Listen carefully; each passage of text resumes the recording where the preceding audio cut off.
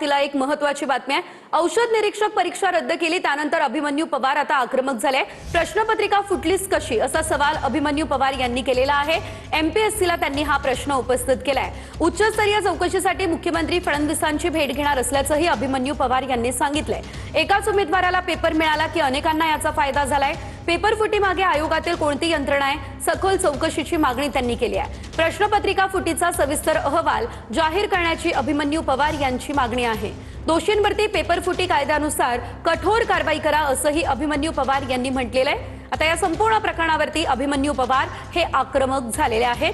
त्यांचं या संदर्भातलं ट्विट आपण आपल्या टेलिव्हिजन स्क्रीनवर पाहतोय।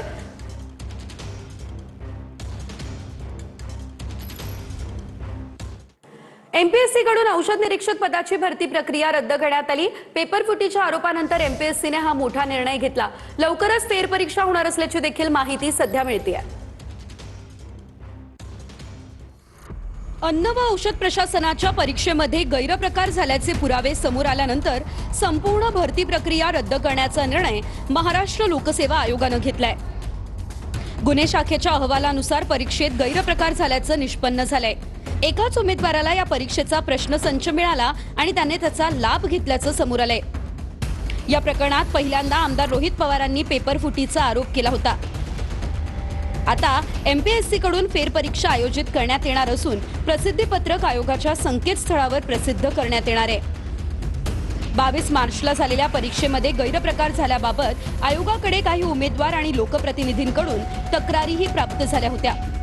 परीक्षा सुरू होण्यापूर्वी काही उमेदवारांना प्रश्नपत्रिका आणि प्रश्न मिळाले होते आणि ही प्रश्नपत्रिका सोशल मीडिया आणि इलेक्ट्रॉनिक माध्यमांद्वारे प्रस्तुत करण्यात आल्याचं तक्रारींमध्ये नमूद करण्यात आलंय।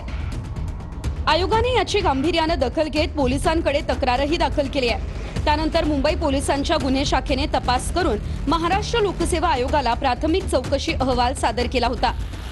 गुन्हे अन्वेषण शाखेने सादर केलेल्या अहवालानुसार एकाच उमेदवारास प्रश्नसंच मिळाल्याचं आणि त्याचा लाभ झाल्याचं चौकशीमध्ये दिसून आल्याचा निष्कर्ष हा नोंदवण्यात आलाय। त्यामुळे एमपीएससीने भरती प्रक्रिया रद्द करण्याचा निर्णय घेतलाय।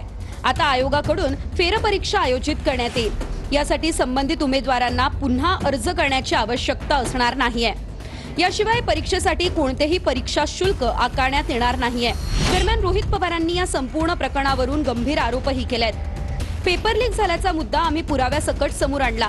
तपास यंत्रणांकडे आवश्यक तो सर्व पाठपुरावा केला। तपासात पेपर लीक झाल्याचं निष्पन्न झालं। आयोगाने पेपर रद्द केला असला तरी एका विद्यार्थ्याकडेच पेपर असल्याचं आयोगाचं स्पष्टीकरण कदापि मान्य करण्यासारखं नाहीये। आमच्याकडे आलेल्या माहितीनुसार राज्यभरात कार्यरत असलेल्या एजंटच्या रॅकेटमार्फत 40 लाखांना पेपर विकला गेला ही वस्तुस्थिती आहे। आयोगाला देखील ही वस्तुस्थिती माहिती आहे। आयोगाने हे प्रकरण दाबण्याचा प्रयत्न न करता चौकशी अहवाल सार्वजनिक करावा। याशिवाय आम्ही ज्या एजंट लोकांची नावं दिली होती त्यांचं काय झालं, आयोगातून कोणी सहभागी आहे का, कुणाचा वरदहस्त आहे का हे सांगावं।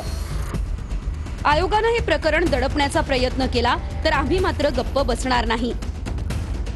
आयोगाचा पेपर लीक होणं ही साधारण घटना नसून अत्यंत गंभीर बाब असून आयोगाच्या विश्वासार्हतेचा हा प्रश्न आहे।